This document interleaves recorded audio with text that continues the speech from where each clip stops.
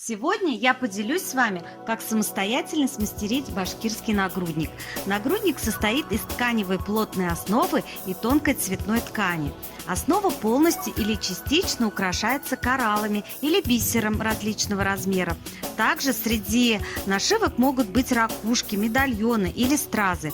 Нужно отметить, что особую роль в украшении нагрудника являются монеты, которые раньше служили защитой от сглаза. Итак, для изготовления башкирского национального украшения нам понадобится плотная войлочная основа. Я взяла вот такую. Второе. Ткань мы взяли габардин зеленого цвета. Также нам понадобится шаблон нагрудника из бумаги. Обязательно, конечно же, нитки, иголки и ножницы. Пятое – это зеленый бисер и немного красного. Обязательно, конечно же, монетки. Ну и неотъемлемая часть – это на что крепятся ленточки. Итак, сначала мы с вами вырежем основу нашего украшения. Для этого на тонкий войлок приложим наше заранее приготовленное лекало из бумаги и вырежем ту форму, которая нам необходима. Затем войлочную основу аккуратно прикладываем на ткань. Я использовала габардин зеленого цвета. И также вырезаем аналогичную форму, но больше на 1 сантиметр, для того, чтобы было удобно скрепить ткань и войлочную основу нагрудника. Чтобы аккуратненько, чтобы две эти детали не скользили. Аккуратно прошиваем ткань к войлоку. Вот так у нас получилось. И теперь, чтобы ткань не скользила и не морщилась, я в качестве украшения посередине нагрудника разместила стразы.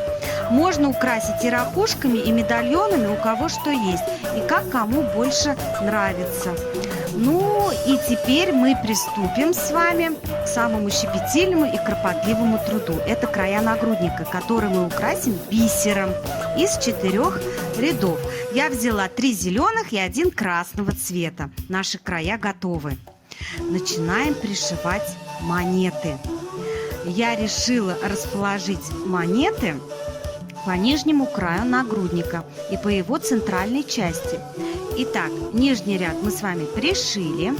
Теперь линейкой и карандашом отметим для себя центр нагрудника. И также нашьем аккуратно монетки по центральной его части. Аккуратно, чтобы ни вправо, ни влево не уходило. И уже от этого у нас будет симметричный узор. Вот тихонечко пришиваем.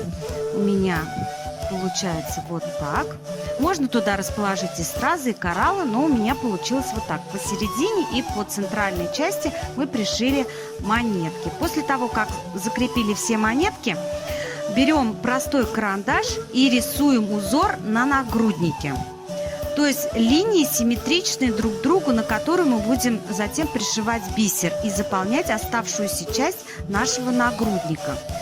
Линии и узоры могут быть разными на ваше усмотрение. Я выбрала дугообразные симметричные линии.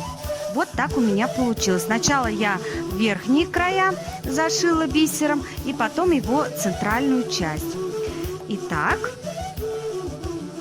украшаем всю часть нагрудника. Вот такая красота у нас получилась. Теперь остались последние штрихи. Во многих башкирских украшениях присутствует бахрома, и мы с вами также к нагруднику нашьем бахрому из бисера и монеток. Она будет располагаться по низу нагрудника, состоит из 10 штучек бисера, и на конце мы закрепляем монетки. Вот что в итоге у нас с вами получится. Очень-очень такая красивая бахрома с монетками. Вот что у нас получилось.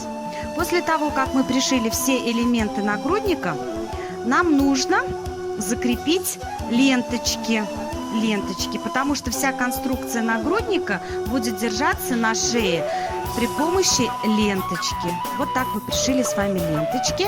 Ну а теперь нам нужно закрыть изнанку нашего нагрудника такой же зеленой тканью, которую мы брали первоначально на лицевую часть. И тихонечко потайным швом аккуратно закрепляем лицевую и изнаночную сторону нагрудника.